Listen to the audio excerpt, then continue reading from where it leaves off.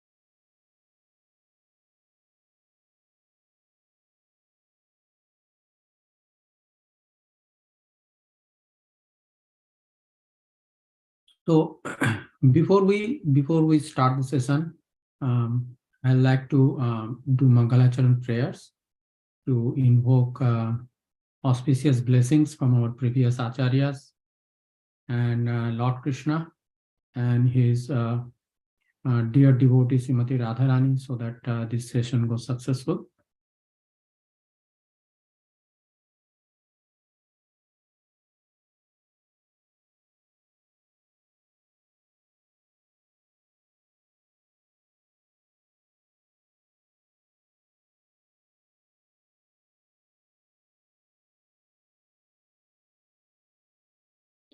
Om Ajnana Timirandhasya Jnananjana Shalakaya Chakshurunmilitam Yena Tasmai Sri Guruve Namaha. Sri Chaitanya Manobhishtam Sthapitam Yena Bhutale Swayam Rupa Kadamayam Dadati Swapadantikam. Vande Aham Sri Guru Sri Yuta Padakamalam Sri Gurun Vaishnavamscha Sri Rupam Sagrajatam Sahagana Raghunathan Vitam Tam Sajivam Sadvaitam Savadhutam Parijana Shahitam Krishna Chaitanya Devam Sri Radha Krishna Padan Sahagana Lalita Sri Vishakhan Vitamscha. He Krishna Karuna Sindhu Dinabandhu Jagatpate Gopesha Gopika Kanta Radha Kanta Namastute. Tapta Kanchana Gaurangi Radhe Vrindavaneshwari Vrishabhanu Shute Devi Pranamami Haripriye. Vancha Kalpatarubhyascha Kripa Sindhubhya Evacha Patitanam Pavanebhyo Vaishnavebhyo Namo Namaha. Nitai namene che namer hate Shraddha mule nam dite chere. Nitai namene che namer hate Shraddha mule nam dite chere. Jaya Sri Krishna Chaitanya Prabhu Nityananda Sri Advaita Gadadhara Srivasadi Gaura Bhakta Vrinda. Hare Krishna, Hare Krishna, Krishna Krishna, Hare Hare. Hare Ramo, Hare Ramo, Ramo Ramo, Hare Hare. Hare Krishna, Hare Krishna, Krishna Krishna, Hare Hare. Hare Ramo, Hare Ramo, Ramo Ramo, Hare Hare. Jai Hare Krishna Mahamantra ki.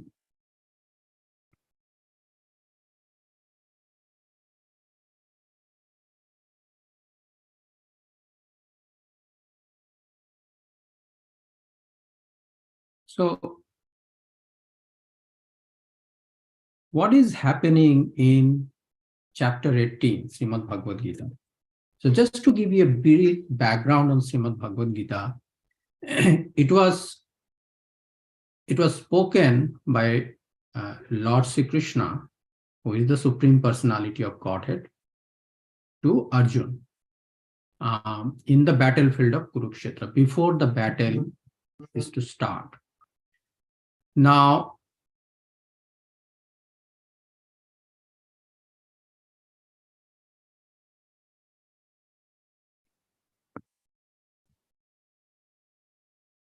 then Arjuna, when looks at the opposite side and sees all the relatives standing there, against whom he has to fight a do or die kind of battle, then he gets nervous. He from the and he makes some valid excuses, all from scriptures, and he asks Lord Krishna that what should I do? You guide me.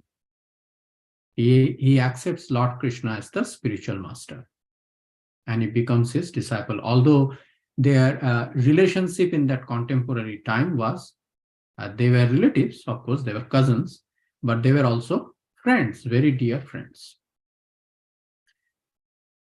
So then Lord Krishna takes the responsibility. He is, by the way, as super soul, is the Chaitya Guru. He is the spiritual master in everyone's heart. He is constantly speaking to us. Whenever we want to make a decision, he is speaking to us. But we, because of our coverings of the material body and material mind and intelligence, we cannot listen. And therefore, in this battlefield, he accepts the role as a spiritual master, pratyaksha. Pratyaksha means visible. Okay, as a visible spiritual master, and resolves Arjuna's doubts. Arjuna asks questions after questions.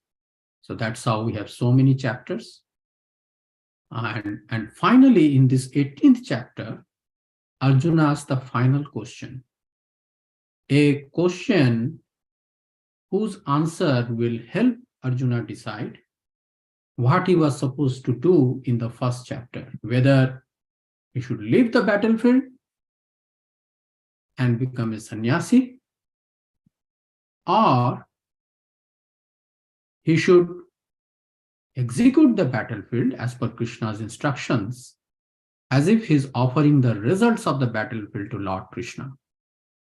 That is Tyaga.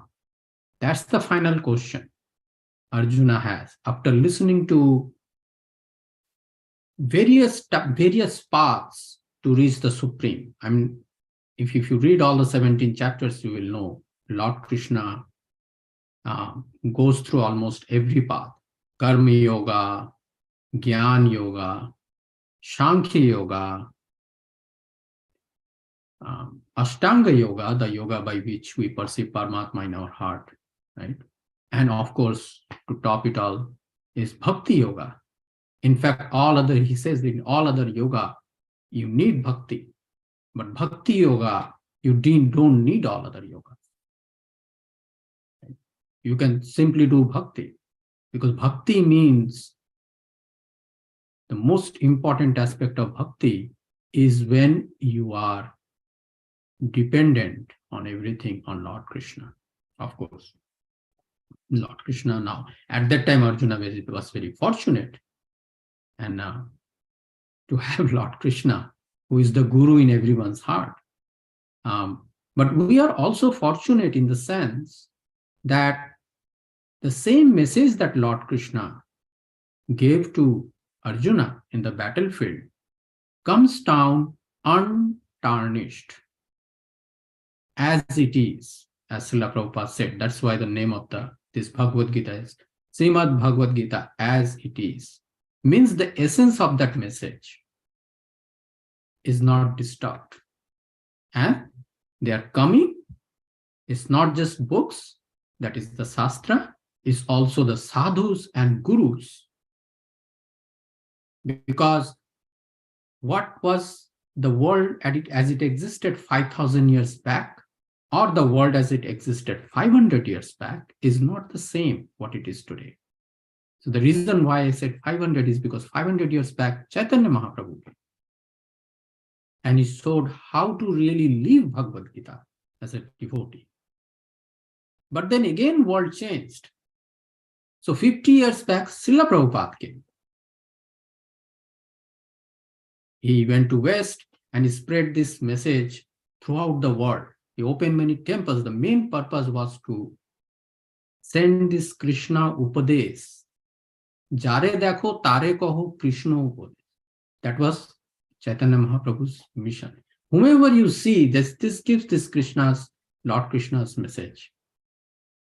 And if you do that, then you become Guru. Simple. Spiritual master. But people will have questions. When you give this message, they will find this message alien because the world is changing. They had taken so many births. They have so much of impressions in their consciousness from many, many millions of previous births. So this message would sound very alien to them. So you need a guru who can interpret this message in the contemporary time. So Srila Prabhupada also left many of his dear disciples who are with us to guide us in, because 50 years back also, now if you look at, yes, a lot of things are same, but again, a lot of things have changed, right? So we need spiritual master today. But the main thing is, as it is, the spiritual masters are giving the essence of what Krishna was trying to speak, Lord Krishna was trying to speak to Arjuna, is being spoken by Mahaprabhu 500 years back, spoken by Srila Prabhupada 50 years back, and now is being spoken by his Srila Prabhupada's dear disciples, who are spiritual masters to many of us. Exactly same message. They depend on Krishna. Don't stop your work. And there is one verse we'll read where Lord Krishna is saying that if you depend on me, if you are conscious of me, then you will overcome all the obstacles of your life. That is what is the message. So, so that's the thing, basically. So that is the main context of this chapter, whether I should do sannyas or whether I should do tyaga. Now, sannyas does not involve any material activities, but tyaga involves activities. Because if you want to offer the result, then you have to act, because without action, there is no result, right? So that is why Lord Krishna here in this, I'm not going to go verse by verse, but I will give a broad stroke of why Lord Krishna is covering certain things in this. You might have seen in this chapter, in the beginning, he is covering about action. Why is it important? Because he is giving preference to tyaga. Lord Krishna is saying in the beginning that tyaga is better than sannyas. Tyaga is better than sannyas. Why? Because tyaga helps you in engaging in 3 different types of activities. sacrifice, charity, and penance. Because sacrifice, charity, and penance involve activities. Therefore, and why they are important? Because they purify even the great souls. In sannyas, you are not doing any activity. So you may not be doing any more harmful activities, or means the harmful to the soul, right? But you may still have the past reactions that may surface up in your consciousness and may distract you from the path. Tyaga is better because the past consciousness, what you have, through sacrifice, charity, and penance, you can purify them. And that is why Lord Krishna is saying, this is better. Tyaga is better than sannyas. But the question comes, that means I have to involve in activity. Now, in this real world, there is nothing like, I mean, there are activities like spiritual activity, like you do deity worship, you make garlands, you cook for deities, right? You go and distribute books. But with that, you can survive, maybe, right? But you will become isolated, because we are not, Krishna consciousness is not creating a secluded society. We want to be, because otherwise, how will we fulfill Mahaprabhu's mission with Chare Dekho, Tare Kaho Krishna Upadesh? Whomever you see, you give Krishna's message. If we don't become part of the society, that means we have to engage in activity which is termed material. And then the results we offer to Lord Krishna. So moment we do that, then the big question comes, okay, what is activity? It has 5 factors, right? There's a super soul, there is endeavor, there's the performer, right? And then what motivates one to act?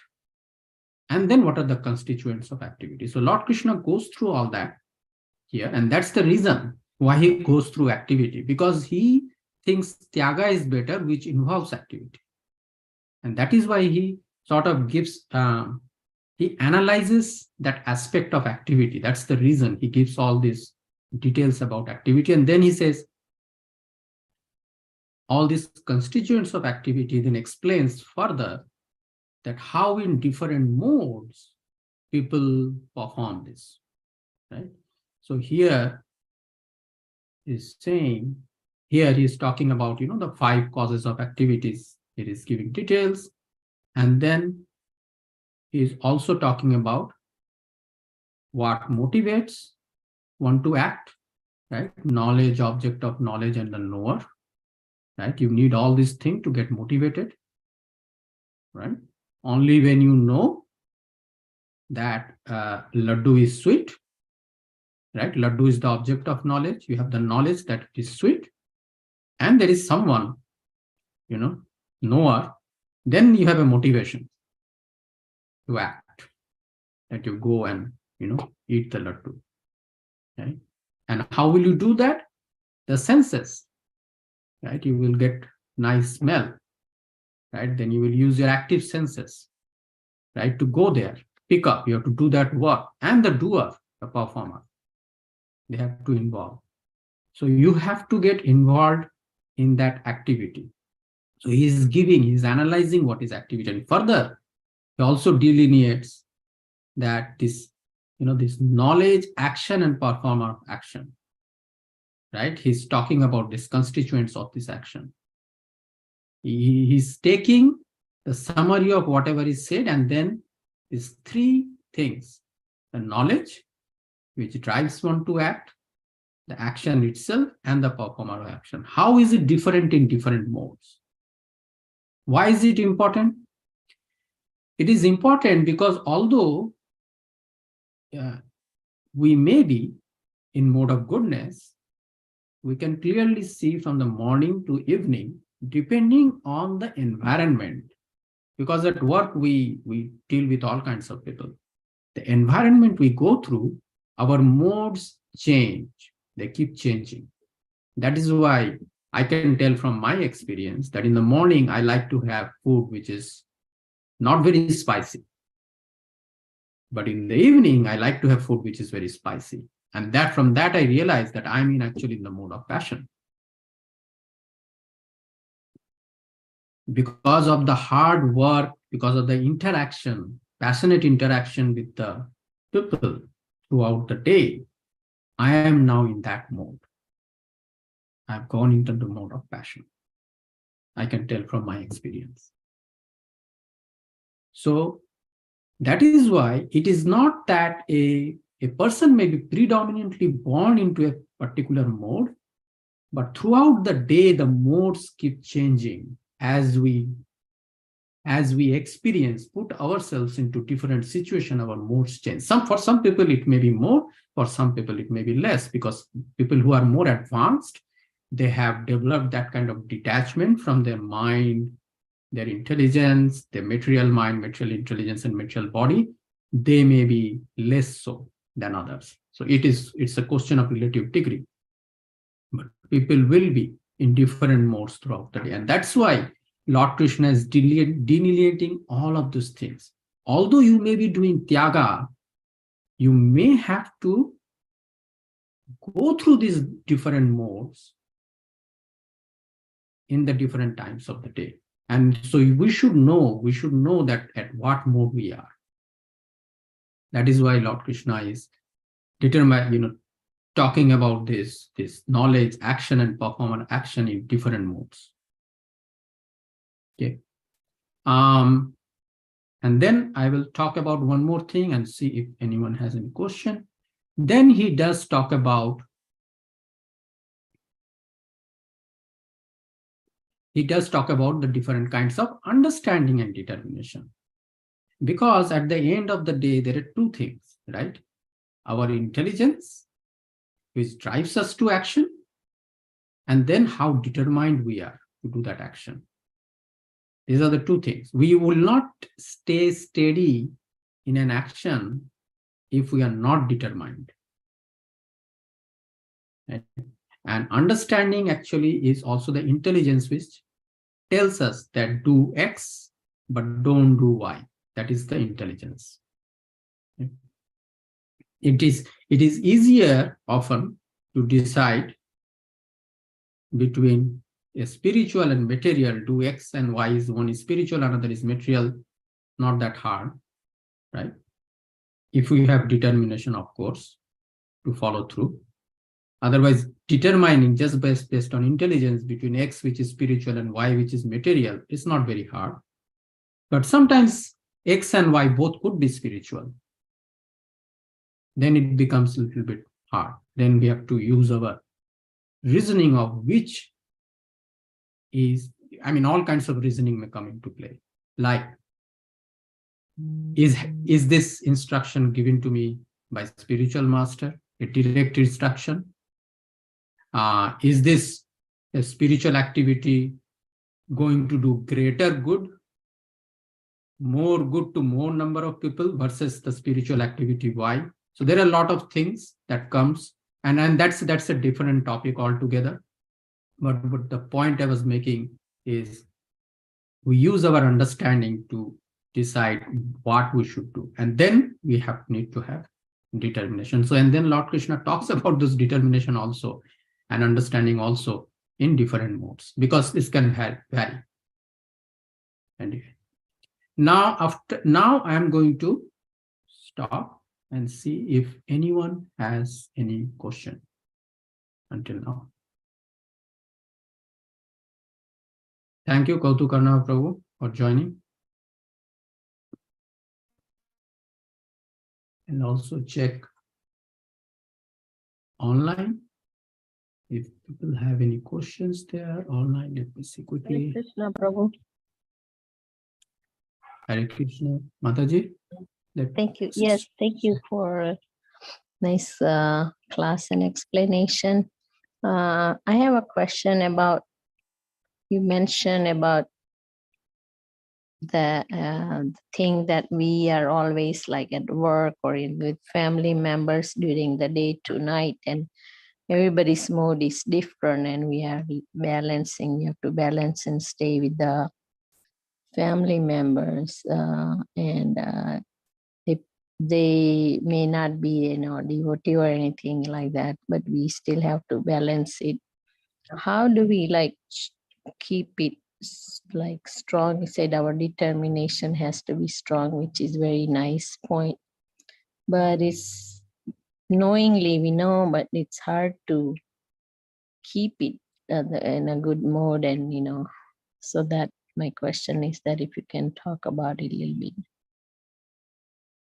Yeah, so I will give you some examples from my personal life.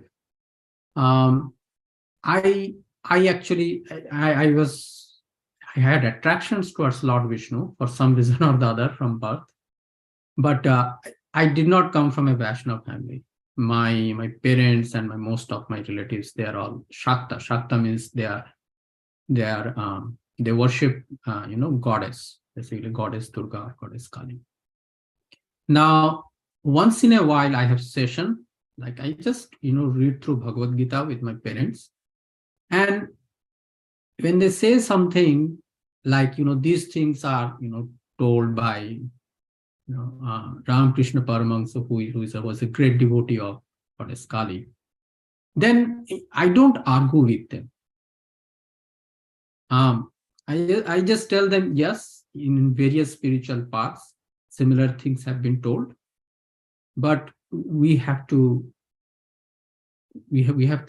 understand, what is our ultimate good, right? And then I carry on. I carry on with the discussion. So I'm not saying that I have reached that level yet. I sometimes do get angry, sometimes do get frustrated with these people, but I always console myself by saying that even though that person is following that path, I have to accept one thing, that in his heart is also Paramatma there, Lord Krishna there as Paramatma. In my heart also Lord Krishna is there as Paramatma. Based on the journey, they are following through, they are taking actions, they are saying something. I should not be angry at them. I should not get frustrated at them. That's how I console myself. That does not mean we should. So that is what Mahaprabhu said. Jare dekho, tare kaho Krishna upadesh. But he never said that you have to convince everyone with Krishna consciousness. He didn't say that. Mahaprabhu didn't say that, because Mahaprabhu knew that not many people will be convinced. But at least we should try, because we don't know, because there may be innocent people out there who just doesn't know that they are even, they are not this body. They don't even know that fact. So you have to tell people, and if someone accepts that, great. And if someone, just we move on. That's it. That's how. I mean, with relatives, I understand, Mataji. I mean, with relatives, it is very difficult.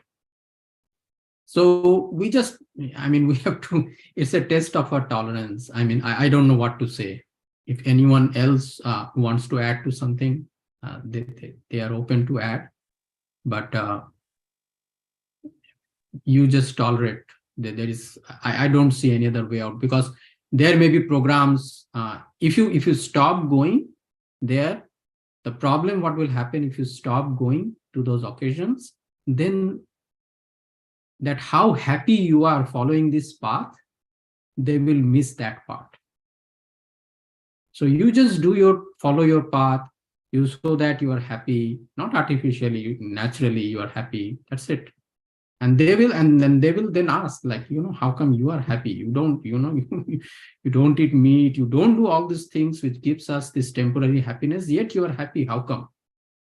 Right? Yes, Prabhu. Thank you so much. Sorry, can I ask just one second question came with your answer? That sure, please. So, in when we travel, or relatives or extended relatives, when we stay, whatever they are doing, going out, eating meat or whatever, intoxication, whatever. But we, I've experienced that like you say, tolerating is the best thing, because even in Shastras is tolerating, you have to tolerate. So Yeah. that I think is the best thing, to be balanced and to have a relationship and doing our sadhana, rather than, making faces or something we don't like or something, Yeah. because they are We not don't going want to to do change. that. Yeah. So Yeah. thank you for the tolerating idea. Is a good Yeah. thing. Thank you. Yeah, that is why Lord Krishna talks about tolerance in the second chapter itself, Arjuna to Arjuna. Yeah. Okay. Okay. I think we'll move on. Okay, I think, let me see. There may be some online question. Okay. Let me see in Facebook. Okay. I think there are no questions. Okay. So let me share again.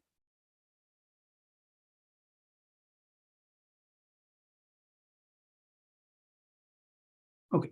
So he talks about understanding and determination in different modes. After that, he says then, once he talks about this, he is then talking about, because we have to understand that this material world that we perceive with our five senses, right, is not the only world, right? There are other worlds which exist in subtle realms, we call often higher planetary systems, right? Now, if let's say there's someone from moon, okay, they come today to earth, they may see a lot of human beings, they may see different kinds of animals, but they may not see ghosts, just like we don't see ghosts. Does that mean ghosts don't exist? Right? Similarly, we may go to moon, we may not see anyone there, right? But does that mean they don't exist there? Maybe they exist in subtle dimensions in moon, right? So there are demigods, there are other beings who exist in higher planetary systems. Lord Krishna is saying they are also affected by these modes bound of material nature. And after saying that, then he comes back again to our earthly realm. Right? So in earthly realm, we have Brahmanas, Kshatriyas, Vaishyas, and Sudras. Right? And they exhibit certain qualities. And then Brahmanas by nature are in the mode of goodness, Kshatriyas in the mode of passion. In the earlier ancient world, Puranas, those Kshatriyas used to be probably in the mode of goodness and passion, because they were very saintly kings. Vaishyas are mostly in the mode of passion and sort of ignorance, and Sudras are mostly in the mode of ignorance. Right? So, but while in these different modes, they exhibit certain qualities.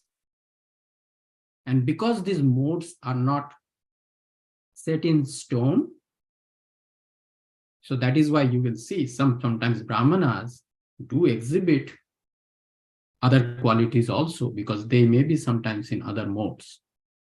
They can get influenced because they have that pride in them. Brahmanas typically have that pride in them, that they are the topmost in this ladder.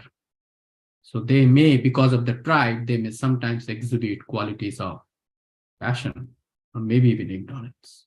Okay, they can get influenced by those, because pride actually comes from a false ego. False ego separates us from our real self.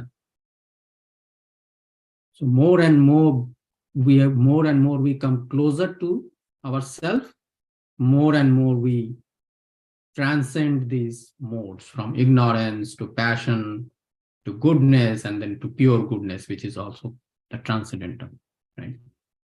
So pride actually is like a curtain, basically. It's false ego is like a curtain, and pride is its symptom, basically. It sort of cuts us from our real self. Now, Lord Krishna talks about all these different varnas, right? The occupations, classes of occupations, right? And then he talks about a important thing. And this is where we will start our discussion, 7:35. I hope I will be able to complete this in time. So,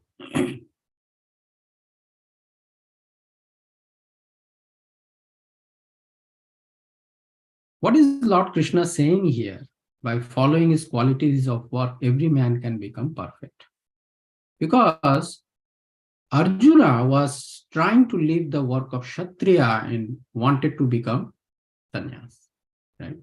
By the way, the other varnas also they can become sannyas, but mostly in olden days, sannyas means they were brahmanas, mostly. But there were also very saintly kings, they took sannyas. They wanted to reach the supreme. They wanted to engage in devotional service, so they took sannyas also. But mostly they were brahmanas. So he was trying to move away from Kshatriya to Brahmana. And that is why Lord Krishna is stressing here that you don't have to do that. You can reach the supreme even while you are a Kshatriya. Okay? So that is why Lord Krishna is saying by following his qualities of work, every man can become perfect. Now, I will try to, from this point onwards, I will try to read the verses also. स्वे से कर्मणि अभिरता संसिद्धिं लभते नर स्वकर्म निरत सिद्धिं यथा विन्दति तत्सृणु. Okay, so by following his qualities of work, every man can become perfect. Now, please hear from me how this can be done. Okay.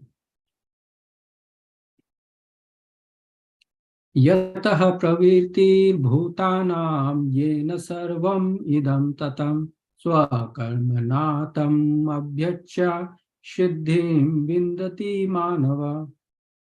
By worship of the Lord, who is the source of all beings and who is all pervading. So two important things. A person can be source of something, but that person may not be there. What that person created. That is the special thing about Lord Krishna. He is not only the source, but he's all pervading. He's also there. If you take an analogy, let's say president of a nation, okay, he's probably source of all kinds of laws and the progress or regress, whatever is happening in the country. But he's really, you can conceptually say he's all pervading through the laws, but he's not present personally everywhere. But here, Lord Krishna is present personally everywhere as Paramatma, in every atom. Okay. So his Lord is saying, by the worship of that Lord, a man can attain perfection through performing his own work. Own work, whatever work you're doing work as a Kshatriya or Brahmana or Vaishya or Sudra, you can attain perfection. Okay, by worshipping the Lord. Not simply doing work, also by worshipping him. Right?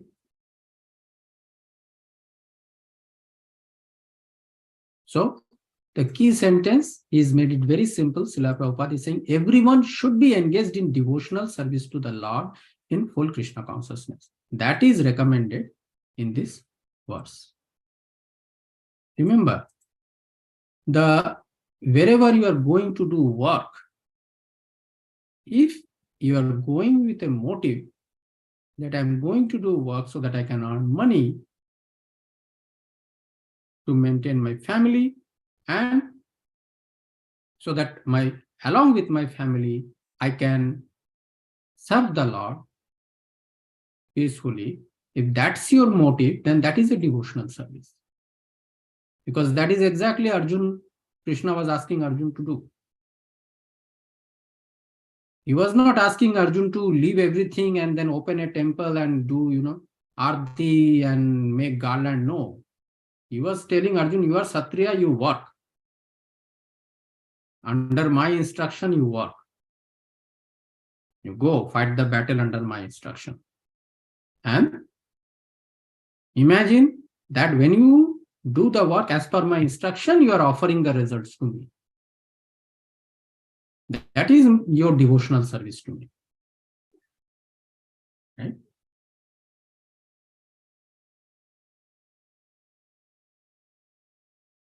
Okay.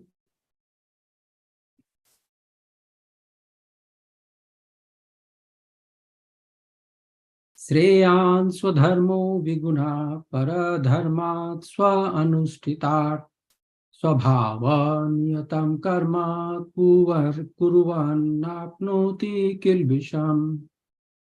Now Lord Krishna is saying why one should stick to his own work, the work as per born of his nature. Why?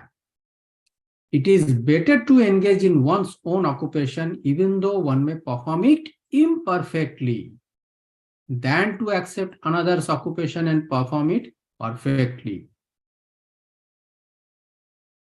If your nature is to be a Brahmana and you are trying to become, not trying, let's say you are become a Kshatriya and you did that work even better than what you were doing as a Brahmana, Lord Krishna does not appreciate it. He does not appreciate. That is what this verse says. Even if you do it better than what you are doing as a Brahmana, because your nature is Brahmana, you must, even though you are not doing okay as Brahmana, you still do work as Brahmana. Even though you may change your occupation and become a Kshatriya, although that is not your nature, and you do a better job there, Lord Krishna does not accept it because that is not your nature. When we rebel, when we take an occupation which is not as per our nature, we have to understand what we are doing there is we are actually disobeying Lord Krishna.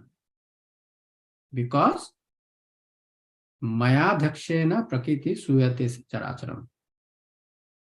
Everything that is happening, even the body you got, may have been given by nature, but it is as per the supervision of Lord Krishna. You deserve that body.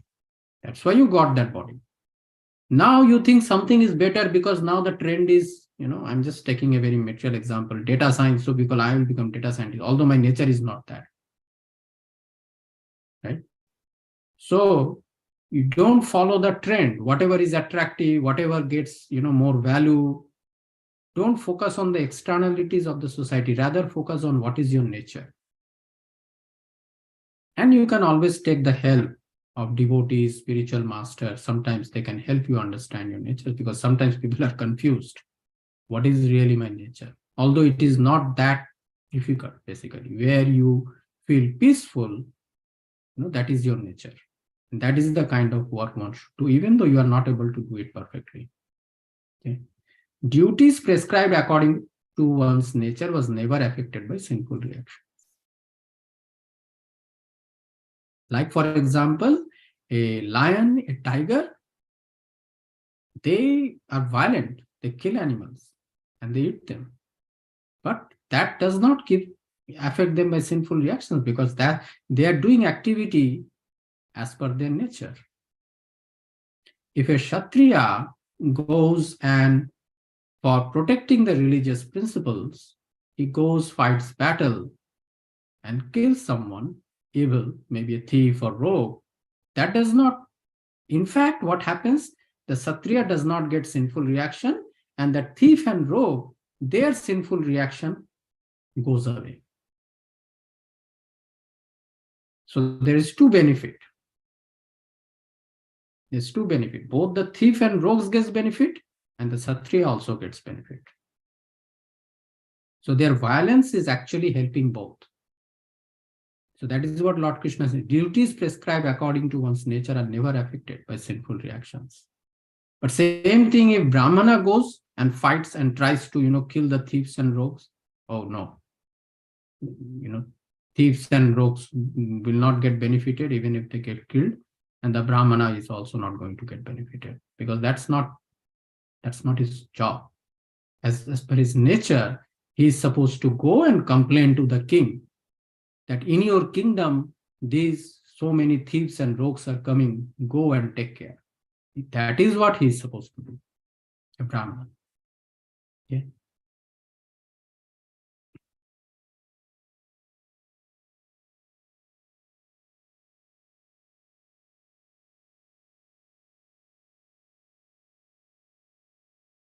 So here, actually, so Srila Prabhupada's conclusions are often very straightforward.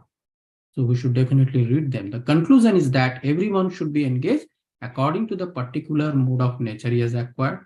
One should not feel sorry about that. And he should decide to work only to serve the supreme cause of the Supreme Lord. That should be the motive in the mind when you are doing your work. You will not incur any sinful reaction.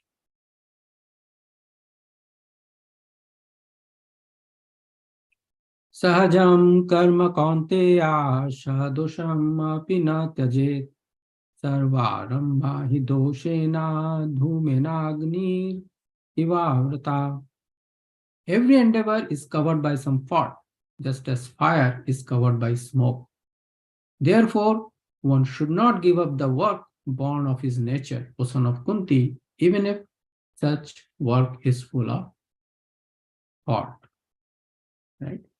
So every work, fire is covered by smoke. What it means is every activity, just like fire is covered by smoke, every activity is covered by some fault. That's the analogy Lord Krishna is giving. Right? But still, simply because fire is covered by smoke, the igniting power of fire is still there to destroy the smoke. Similarly, your work, if you do with the right motive of satisfying the Supreme, then it has got that igniting power to destroy all your reactions. Okay. So even though you may see that your work is full of fault, you should still, do the work which is based on your nature. Born of his nature means based on your nature. So some examples. So let's read this paragraph. I think is a good one I found. Srila Prabhupada wrote. In conditioned life, all his purports are excellent, but this one specifically, he is covering the various, occupations. In conditioned life, all work is contaminated by the material modes of nature.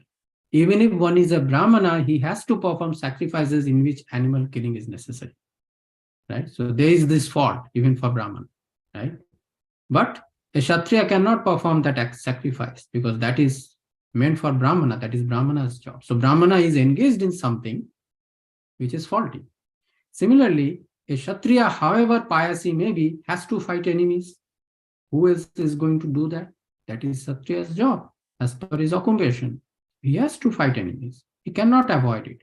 Similarly, a merchant, however pious he may be, must sometimes hide his profit to stay in business. Right? If he goes on advertising that he's making very good profit, then every time a customer comes, he will say, oh, you are making good profit. Why don't you give me good deal? Otherwise, I will go to someone else. Right? So he has to hide his profit. Or he may sometimes have to do business on the black market. These things are necessary. One cannot avoid them. Of course, Srila Prabhupada is not saying that they should always go to black market, but sometimes they may have to. Okay. So one cannot avoid them. Similarly, even though a man is a Sudra serving a bad master, he has to carry out the order of the master, even though it should not be done. Sometimes, because this is very relevant, because 99% of the occupations in Kali Yuga are the Sudra occupations. And there you have a master who has his own agenda, right? May not be good one. So he may ask you to sometimes to do something, but you have to always remember that he is your master. And because you are a Sudra, you are working there, right? It doesn't matter whether you are a CFO or whatever, you are still a worker. If he asks you to do something, even though it is not right, you have to do it, right? That is the fault of being a Sudra.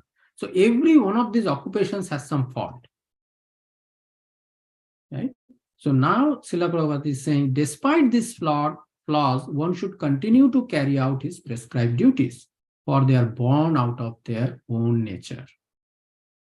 Now, of course, if you are by nature you are a Brahmana and you try to become a Sudra, you will have problem.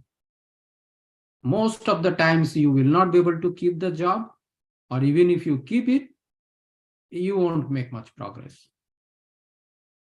Because no boss likes a subordinate who always, questions his decisions, right? Doesn't want to do what the boss has asked to do because of some, his idealistic thinking of what is right, what is wrong, all that, right? So if you are a Brahmana, then stick to Brahmana profession. By nature, if you are a Brahmana, then stick to Brahmana profession, right? And then if you become a Sudra, then you will have a problem, right? You won't be able to do it properly. Okay.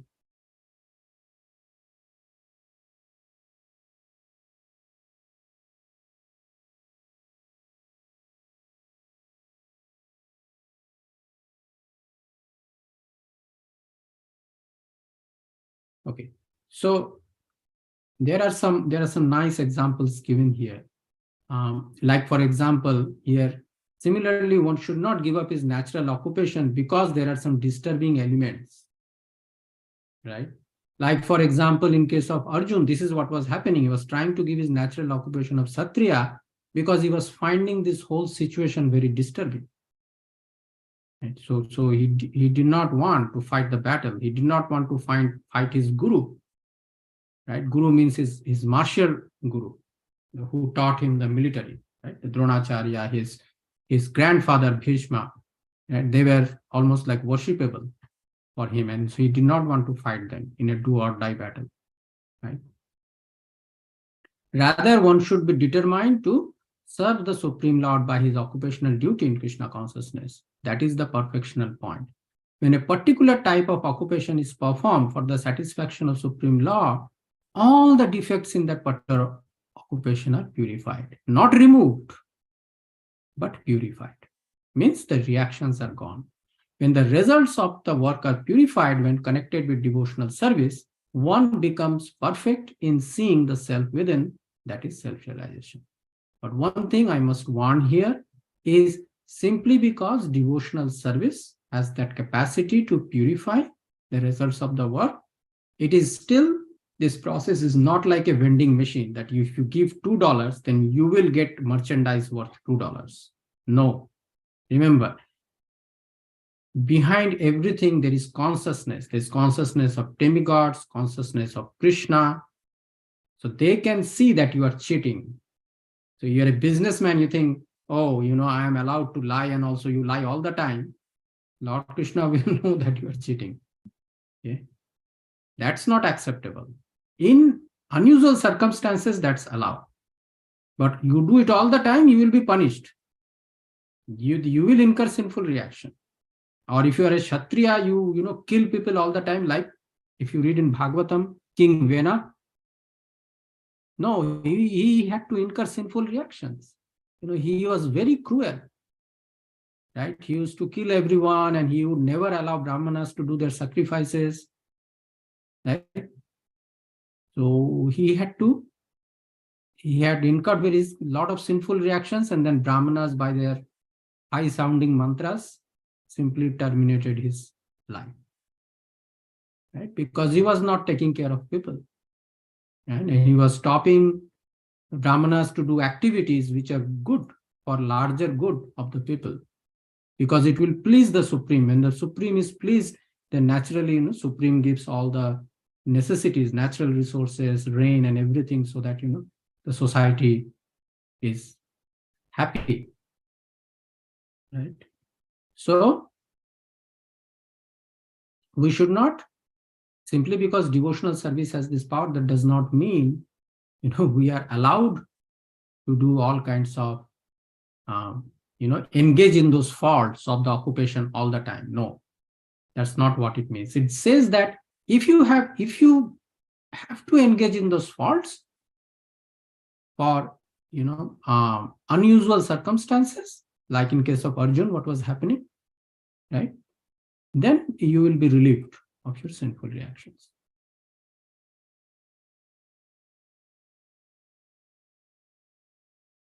Ashakta buddhi sarvatra jitatma vigata spriya nashkarmya siddhim paramam sanyasena gacchati. One who is self-controlled and unattached and who disregards all material enjoyments can obtain by practice of renunciation the highest perfect stage of freedom from reaction. So one have to be self-controlled and unattached. And we have to disregard material enjoyments. That does not mean you stop eating or stop sleeping. No. You don't do those things with the intention of enjoying yourself.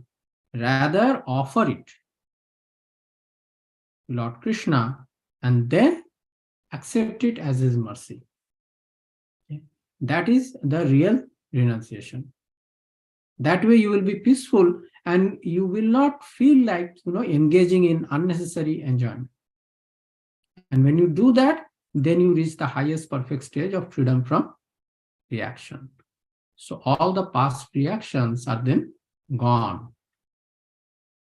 Now Lord Krishna will say step by step what happens.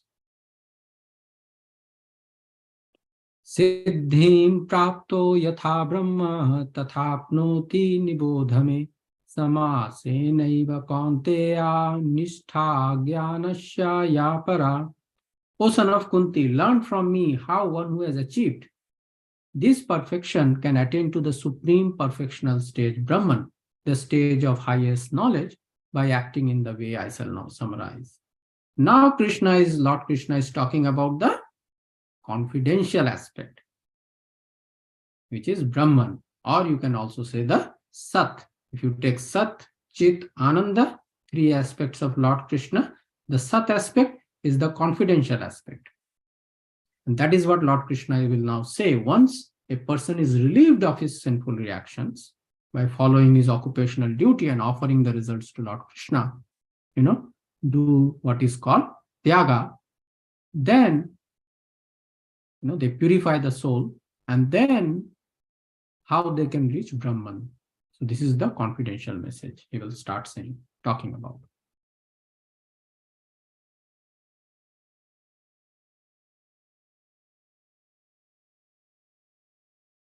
Buddhya vishuddhaya yukto dhrityatmanam niyamacha shabdadin vishayam styaktva ragadveshau vyudasya cha viviktashevi lagva ashi yata vakaya manasha dhyana yoga paro nityam vairagyam shamupashrita ahankaram balam darpam kamam krodham parigraham vimuchya nirmama shanto brahma bhuyaya kalpate. So to reach Brahman, you have to do a lot of things. First, you have to purify yourself, being purified, not first, being purified. Okay, so he is already purified. Okay, and controlling the mind with determination. Being, why is this being? Because that has already been done, as talked about in the previous verse. Right? You need intelligence and you need control of mind with determination to go through those activities of daily life and yet offer everything to Krishna. Because remember, after all, in this material world, I am not working to give it to Krishna. I am working to enjoy myself. So one has to be purified. His intelligence has to be purified. And on top of that, simply because something is pure, that doesn't mean it will become impure again. It can become impure. So you have to control your mind also, so that you don't follow those paths or those, don't associate with those things which can, make your intelligence impure again or consciousness impure again. Right? So you have to control the mind. So first you have to purify yourself by intelligence, and then you have to also control the mind with determination. Giving up the objects of sense gratification. Being freed from attachment and hatred. So that means you have to be freed from both.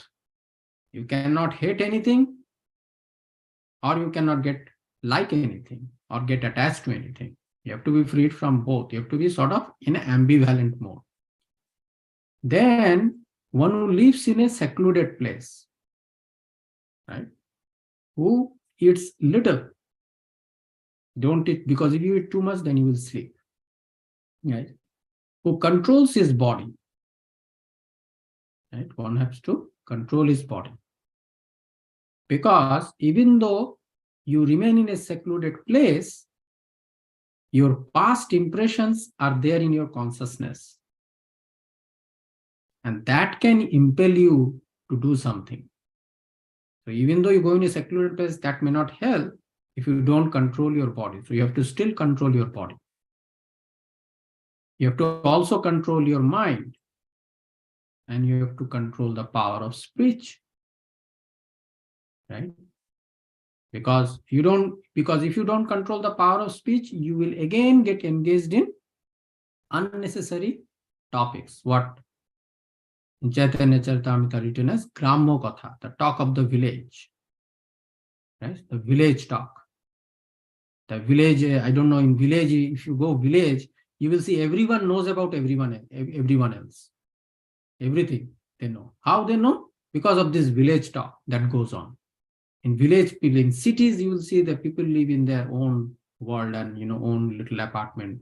They don't even know like what is the next person in next door apartment doing. But in village, the situation is different. Like people know each other very well, right? So how? Because of that Grammo Katha. So you will engage in the speech, right? So speech can often be distracting, and it can lead to unnecessary information. You tell someone something and then they tell you, and it goes into your consciousness and it keeps remaining in your consciousness, keeps circling, right? Disturbs you. Who is always in trance, who is detached, right? Trance means his consciousness has transcended the material modes, right? Who is detached, free from false ego. What is false ego? False ego is when an ego thinks that I am this body. They don't have recognition of that there exists something called soul. Right? So free from false ego means he knows he's actually the soul, not the body. False strength, false pride, right? Lust, anger, acceptance of material things, free from false proprietorship, and peaceful. So you need to do so many things. Such a person is certainly elevated to the position of self-realization. Lord Krishna is saying such a person who can do all these things, has all these qualities, right? He can definitely reach the position of self-realization, right?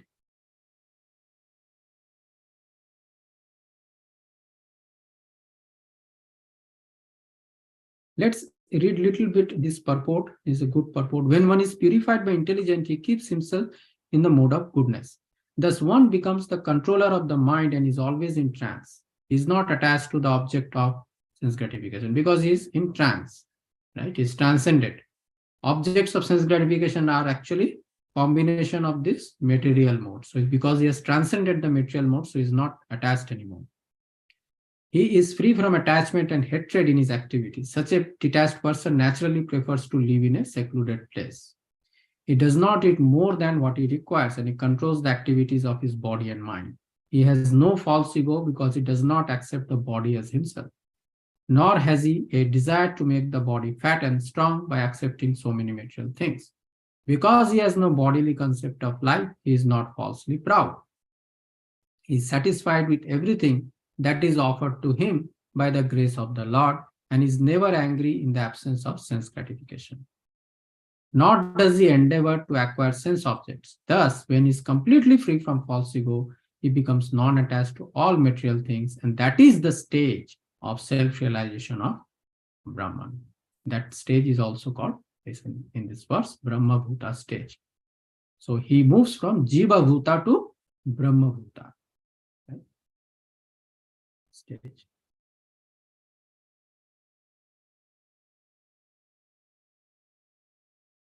Brahma Bhuta prasannatma na sochati na kankshati samah sarveshu bhuteshu mad bhaktim labhate param.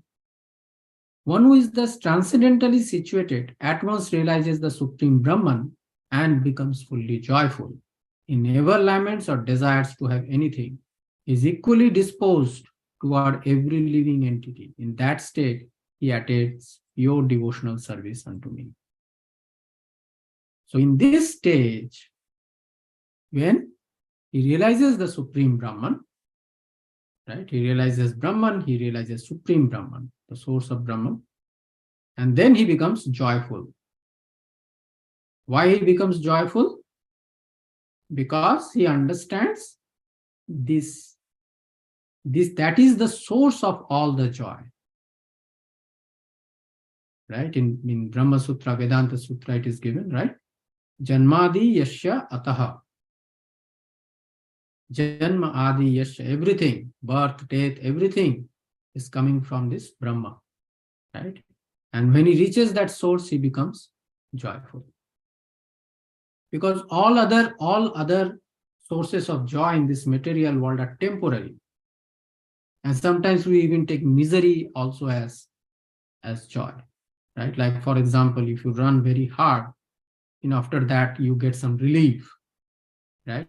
We think that relief as joy. But we don't understand that to get that is not actually joy. That is the relief from running hard, which you are doing for last 1 hour. Right? So sometimes some people in material will also take the relief from misery as joy. But this is the source of real joy. Okay? Real joy of Brahman. And what happens, he then becomes equally disposed toward every living entity. When you say equally disposed, what it means is that he understands that every living entity out there is actually working as per their condition. He can see that very clearly. Whatever the modes they are conditioned by, they are working as per that. So there is no reason to become enemy or envious of any living entity. They are just working as per their modes of nature. So no need. So they become equally disposed, right, to all living entities. And that state, then they attain Mad Bhakti Lavate Param. And in that state, they attain devotional service to me. That is what Lord Krishna says in 11th chapter also. He's saying to Arjun in 11th chapter that you have to know that I am the source of everything, and you have to be kind to all living entities. Both are required. Then you get pure devotional service to me. You cannot get pure devotional service, just if you think about, Krishna is supreme. That is not enough. You have to be kind to all living entities. Why? Because Krishna is present in every living entity. The living and different living entities are engaged in either good or abominable work because of their modes of nature. Super soul is speaking to them all the time that what they should do, what is the right thing for them to do. I mean, if that is conscious that there is a super soul, but they cannot listen. So what can super soul do? Super soul then lets them do whatever they want to do. So they understand that Brahma Bhuta who realize, they understand that.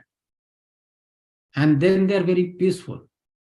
They sometimes go and tell them that you should not do like this, you should do like this. But if they don't listen, they try to convince them a little bit. If not, then that's fine. Hare Krishna. And they go their path, you go your path. Don't be disturbed.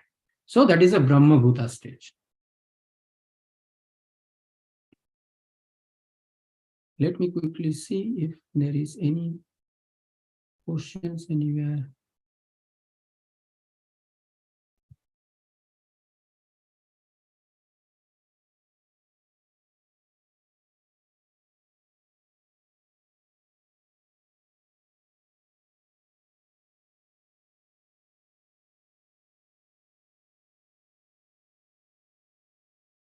Okay, there are no questions, so I will just continue.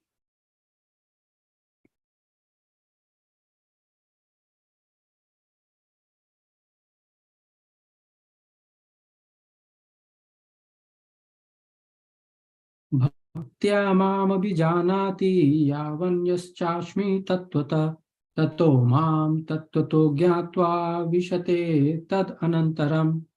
One can understand me as I am, as the Supreme Personality of Godhead, only by devotional service. And when one is in full consciousness of me by such devotion, he can enter into the kingdom of God. Okay. So here, Lord Krishna is sort of going from confidential to most confidential. He's describing that path, right? But he will come back again to more confidential. And I will tell you where is it more confidential. So far, reaching the Brahman stage is confidential. Okay. But Lord Krishna is saying, because in Brahman stage, when you are equally disposed to all living entities, you get pure devotional service. So that's why Lord Krishna is saying, when someone is in that consciousness, then they can understand Lord Krishna, because there is no other way. You cannot use Gyan Yoga, you cannot use Karma Yoga, you cannot use Ashtanga Yoga, you cannot use Sankhya Yoga. You cannot understand Lord Krishna by those.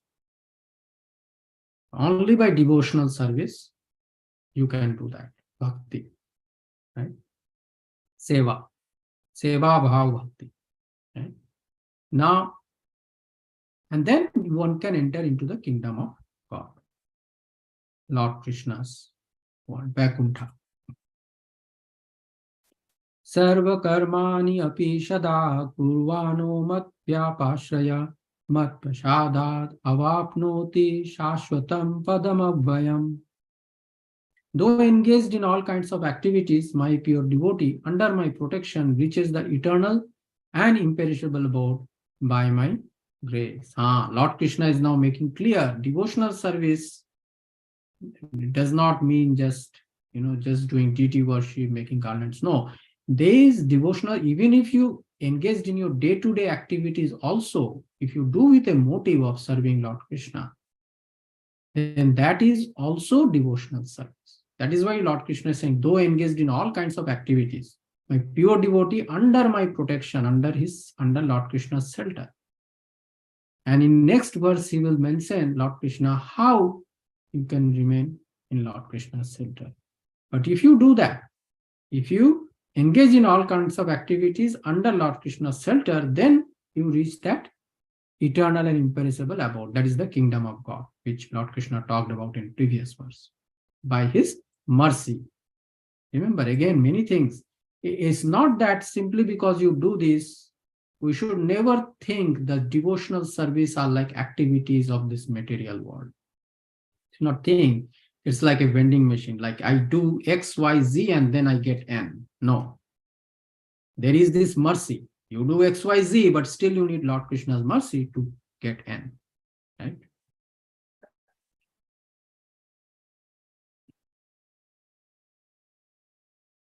Chetasa sarva karmani mai shanyasya matpara buddhi yogam upasritya matchitta shatatam bhava. In all activities, just depend upon me and work always under my protection. In such devotional service, be fully conscious of me. So always remain conscious, okay, and depend on Lord Krishna.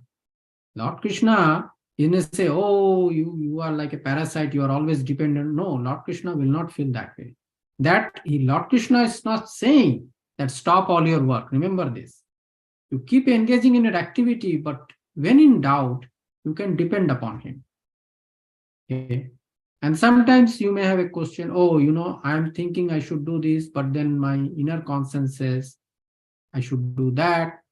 You can always go to your spiritual master or devotees and think, with confidence. Don't disclose it, your personal problems to everyone simply because, there's a devotional, there's ISD and all. Don't start talking to everyone. No, you should have some confidential devotee with you, which you have build a rapport that he can keep things in confidence. Only reveal your mind to that devotee, a senior devotee or someone. And then, because they have that experience in that path, they can share some of their experiences and you can benefit from them, right? So here Lord Krishna is saying, depend upon. When he says depend upon me, Lord Krishna is incomplete without his devotees. So me all includes spiritual master, includes senior devotees, right? Because Lord Krishna is saying in one of the previous verses in Bhagavad Gita that those devotees, they live in me, right? Those pure devotees, they live in me. I'm forgetting the verse, but there is a verse in which Lord Krishna is saying that I am in them and they are in me. So me includes those pure devotees also. So you can take guidance because Lord Krishna, although as Paramatma is trying to guide you, but you will not be able to perceive because of false ego and all. So that is why you can depend. When you say depend upon me, you can always take shelter and guidance from senior devotees and spiritual master.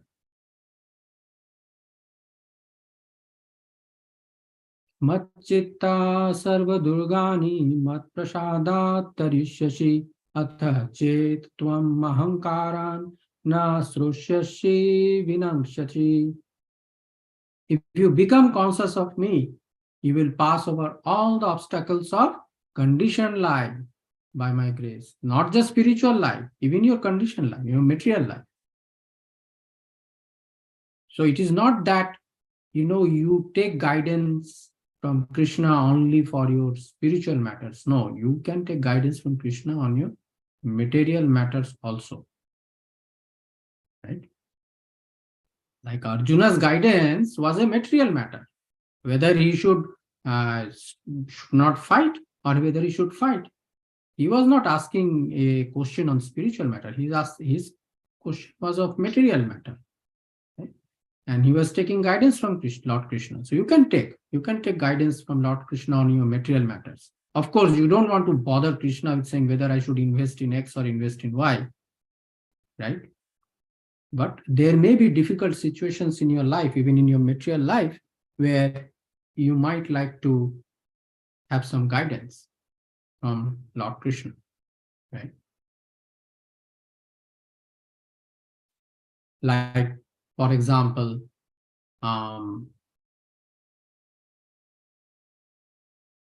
whether I should,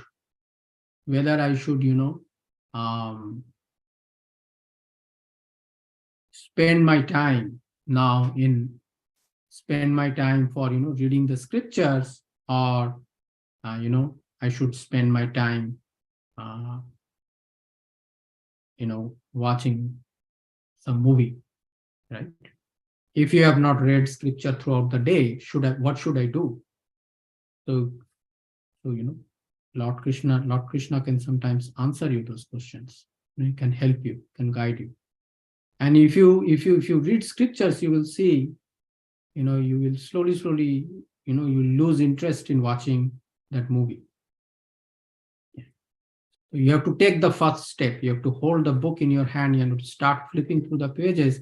You will see that you will lose interest, because these books, these scriptures, they have that spiritual power in them to reduce your material fire, which is there burning in the heart.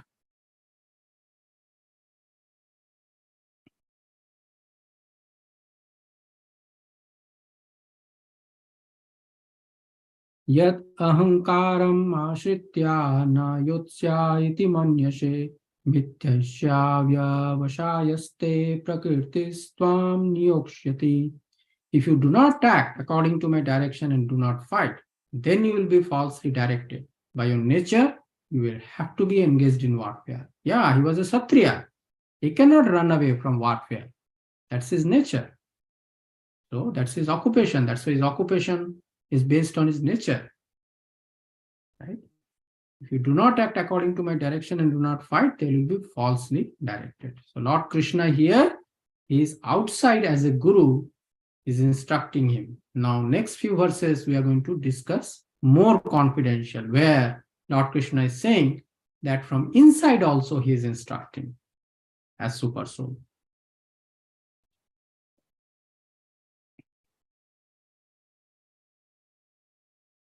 स्वभावजेन कौन्तेया निबद्ध स्वेन कर्मणा कर्तुं नेच्छसि यन्मोहात् करिष्यसि अवशोऽपि तत्. Under illusion, you are not declining to act according to my direction, but compelled by the work born of your own nature, you will act all the same. Lord Krishna is saying that you are thinking that you will be happy becoming a sannyas, but that's not your nature. A sannyasi has to tolerate so many insults. Someone will say you are a loser, just begging and surviving. Immediately you have that nature of satya, you will take out your sword or whatever stick you have, you'll try to beat him, go after him. No, you cannot do that. As a sannyasi, you have to tolerate that insult. But you cannot do that because your nature is Kshatriya. So that's what Lord Krishna is saying. You will act all the same. You're not fight. You're not. You don't want to fight this war. But when you become a sannyasi, again you will do the same thing because that's your nature. You are a Kshatriya. Kshatriyas, remember Dhruv Maharaj? He was just a 5-year-old boy, but he could not accept insult. Narad Muni said that what happened if stepmother said, that you cannot go in your father's life, forget it, go and play, right?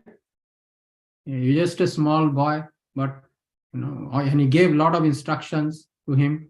But Dhruv Maharaj said, no, all your instructions doesn't stick with my heart, sorry. I have made my determination. So that is the Satya determination. They cannot accept insult. And he went to the forest to do Ashtanga yoga and focus on, Vasudev, Lord Krishna, to see him. Right? So that is what Lord Krishna is saying. That's not your nature, basically. So you are a Kshatriya, you have to fight.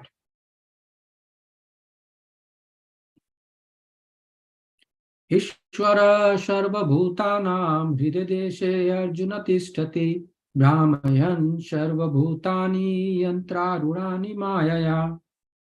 The Supreme Lord is situated in everyone's heart, O Arjuna, and is directing the wanderings of all living entities, who are seated as on a machine made of the material energy. Arjuna is not able to believe that Lord Krishna said to him that even if you become sannyas, you will act all the same. You will act like a Kshatriya only. You will not be able to act like a sannyas. So that is why Lord Krishna is clarifying why. And this is where he's talking about more confidential. The Chit aspect, Satchid Ananda, the Chit aspect. Chit Chetana, right? The consciousness, the Supreme Lord who is in the heart as Paramatma. He is directing the wanderings of all living entities, and living entities just sitting on a machine. He's telling the ant, oh, go there, look, there is a sweet there. The ant goes. And the super soul tells, and in the ant's heart, that go, and there is a sweet. It goes. Right? So the ant's body is just like a machine. There's a living entity within that ant, and there is a super soul in the heart of that ant. And super soul is telling the living entity, go there, and then living entity has the desire to go there, and then super soul helps the living entity go there. Then material energy is also working as per the direction of super soul. Why? Because material energy is also prakriti. Prakriti se su characharam. Mayadhakshena prakriti se characharam. So it is under the supervision. So we feel that we are working. It is actually the super soul who is making our body work. But every step, but it is so tightly controlled, that action of our body and our desire at every step, that we don't feel that something else is driving our body. We feel we are driving our body. Actually, that's the illusion. But anyway, this is the more confidential aspect. That super soul is driving every living entity. Tam eva sharanam gaccha sarva bhavena bharata tat prasadat param shantim sthanam prapsyasi shashvatam. O Scion of Bharat, surrender unto him utterly. By his grace, you will attain transcendental peace and the supreme and eternal abode. So, earlier Lord Krishna was saying in the confidential, he was telling of the Brahman stage, if you reach, and you are equal to all living entities, then you get pure devotional service. And in that stage, you can reach the ultimate. He is then connecting the confidential or the Sat aspect to the ultimate. Now here he's talking about the Chit aspect or more confidential aspect. And again, he's connecting it to the ultimate.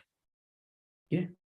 That is the eternal abode of Krishna, the kingdom of God, Vaikuntha, right? Or Golok Vrindavan, which is the supreme planet in Vaikuntha. So he's saying, surrender unto that super soul utterly, completely. Again, he's talking about the same thing, taking shelter. In Brahman aspect also, there is this concept of taking shelter, right? Here also, there is this concept of taking shelter, surrender.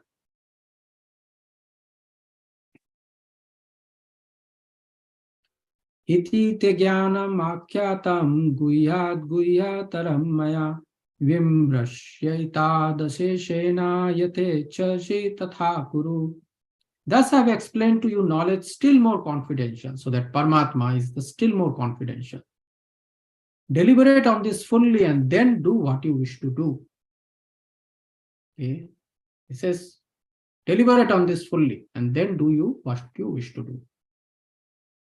Now the problem is this, that the problem we just now discussed. We don't know if something comes in our mind, is it Paramatma or is it myself?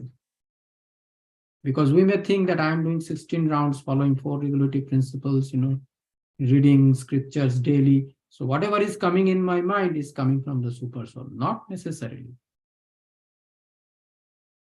Okay. Depending on which situation, as long as you are doing all those, yes, you are correct. It is coming from super soul. But throughout the day, you are not engaged in those things always.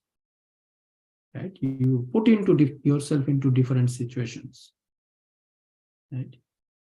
So, although Lord Krishna is saying deliberate on this fully, then do what you wish to do, he probably understood what what Arjuna is going to ask again. And so, before he's asking, he continues. Sarva guhya tamam bhuya srinu me paramam vacha isto sri me dridhamiti tato vakshyami te hitam. Because you are my very dear friend, I am speaking to you my supreme instruction, the most confidential knowledge of all. Hear this from me, for it is for your benefit. Now he is telling the most confidential. What is telling? Manmana bhava madbhakto madhyaji mam namashkuru mame vasyeshi satyam te pratijani me priyosi me. Always think of me, become my devotee, worship me, offer your homage unto me. Thus you will come to me without fail. I promise you this because you are my very dear friend. Now Lord Krishna is making it very clear to Arjuna. Right? What he is saying is that if super soul is telling, you may have doubt whether it is super soul or is it my lust. Who is really speaking? But now you won't have any doubt because I am present before you all the time. So think of me, become my devotee, worship me, offer your homage unto me. Very direct, clear instructions. Right? But why is it most confidential? Because you have to understand, when Lord Krishna was there, not everyone knew that he was Supreme Personality of Godhead. Not everyone knew that everything came from him. That is why it is the most confidential knowledge. Lot of people thought Lord Krishna at that time. Duryodhana used to think that he is just Lord Krishna is a very powerful magician. That's it. That's what his perception, his, thinking about Lord Krishna was. Very few people knew that he was supreme, like Bhishma Dev, the Guru Throne, the devotees in Vrindavan. Devotees in Vrindavan actually did not know that he was supreme, but they were in a different mood. That's it. They were in devotional service all the time. Right. So that is why this knowledge is confidential. And when he says, because you are my very dear friend, you have to understand that he is, if you analyze Lord Krishna, you will see he is a dear friend to all of us. Think, life after life, we are doing nonsense in this material world. And he is, because nothing moves in this world without his permission. And he's helping us do that. Thinking, patiently waiting, when this guy will stop doing nonsense and turn his face to me and talk to me. He's just waiting, life after life, millions of lifetimes. Who can be a better friend than him? Right? Even the material friends, if you don't pay attention to them for few hours, they will leave you. What kind of friend is? He is not even talking to me, he's doing his own thing. But so he's although he's saying my very dear friend to Arjun, he's actually talking to all living entities, not Krishna here. And he's giving very direct instructions. Okay.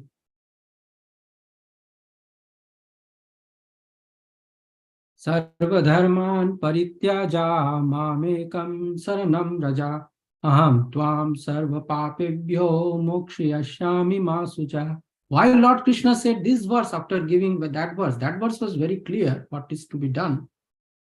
The reason why he said that is because it's not that you go to Lord Krishna when you want bhakti, you go to Lord Shiva when you want something material, then you go to Goddess Durga when you want something else, then you go to someone else for something else. Stop all that, Lord Krishna is saying. Forget all that. Just come to me. Do all that and remain under my protection only. That is why he makes those actions exclusive. Only those things you do. You don't have to do anything else. Do all those things in my shelter. I will relieve you from all sinful reactions. Because that is how the Bhagavad Gita started. Arjuna asked, oh, I cannot, cover myself with the sins of killing my guru. The worshipable grandfather, Bhishma Dev. I can't do that. Although, because he was thinking he was fighting for his kingdom, but no, he was fighting to protect the religious principles, which Lord Krishna wanted to establish and give the kingdom to a devotee, Yudhishthira Maharaj, so that there is peace everywhere. And people can see the king as an example, not like Duryodhana. He was doing all kinds of, he's trying to burn his cousins, he's trying to kidnap their wife, all kinds of aggressive acts. What kind of example Duryodhana will set to his citizens? Right? So Lord Krishna wanted Yudhishthira to become Maharaj. He is an ideal king, epitome of dharma. So people can see him, look at him like an example. Right? So that is what Lord Krishna wanted Arjuna to do. And they said, if you engage in that, and I will relieve you of all your sins. So this is the most confidential. So we will complete our topic today. So more confidential is Sat or the Brahman. The more confidential is Paramatma, right, or Chit. And most confidential is the Ananda Vigraha, which is Lord Krishna himself, right, to surrender unto him. Right. So that is the three different aspects Lord Krishna is saying. In all the stages, in Brahman aspect also you surrender. In Paramatma aspect also you surrender. And of course, in Ananda, you surrender. Everywhere that surrender or the saran or protection, the shelter aspect is there. Okay, I have already crossed 5 minutes, so I'm going to close the session and just quickly check if there are any questions or comments.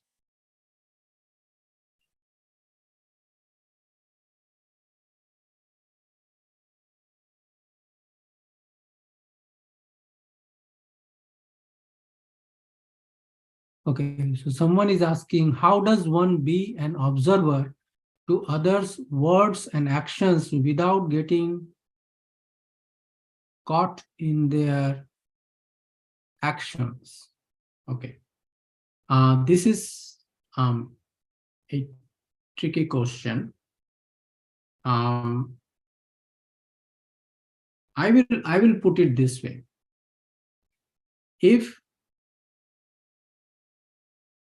If you see that someone is doing something wrong, don't be a silent observer or saying something wrong or doing something wrong. My suggestion is don't be a silent observer. At least if he is in a good state of mind, at least try to tell him nicely, politely, not that he's wrong, but what right he can do. Because if you use the word the word of negation, then people don't like it. But you can say something positive instead, what they can do. But if that person is not in good state of mind, like violent or very aggressive, if that's what your question is, then the best thing is, as Lord Krishna said in the second chapter itself, you tolerate. You by developing the power of tolerating and keeping silent, you develop the power of detachment. Whether you are able to tolerate or not is a symptom of whether you have developed detachment or not. And more you tolerate, more you will develop detachment. Detachment is not a miracle that will happen to you. It is something you have to practice. And you practice by practicing tolerating. Tolerating unfavorable words, unfavorable actions. One has to develop that. And how do you develop that toleration? When you see that everyone is actually being guided by super soul. Everyone is guided by super soul. Don't think that. So there's a classic example that is given in Bhagavatam in one of the purports, that super soul is telling the landlord that put bolts in all your doors because there is theft going on in your area. But he's telling also the thief that this particular house has got wealth, go there. It's the same super soul. So a super soul, if someone is interested in protecting himself, super soul will give him instruction. But if someone wants to go to hell by doing theft, then super soul will help that person also, although hesitatingly.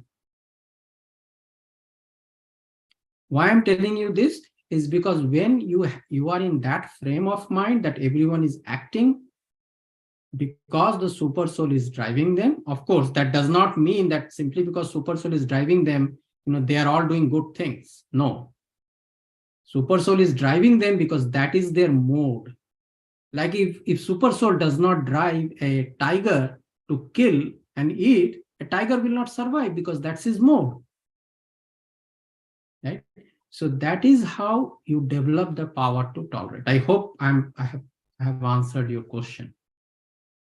And that is also will help you to develop detachment.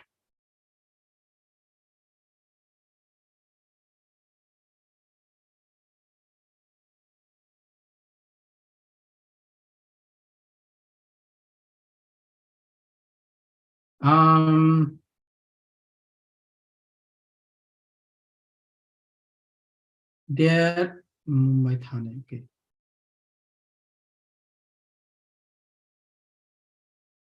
There may be Bhagavad Gita discourses happening there, but I think if you can give the contact to me, but this is not the right place to give the contact because there can be privacy thing. So go to, okay, I will give you my email. You can send me, okay, you can send me your contact and I can send you if in Mumbai Thane, if there are any discourses. So this is my contact, and write down, and I will find out from the devotees who are living there and let you know if there are any discourses going on.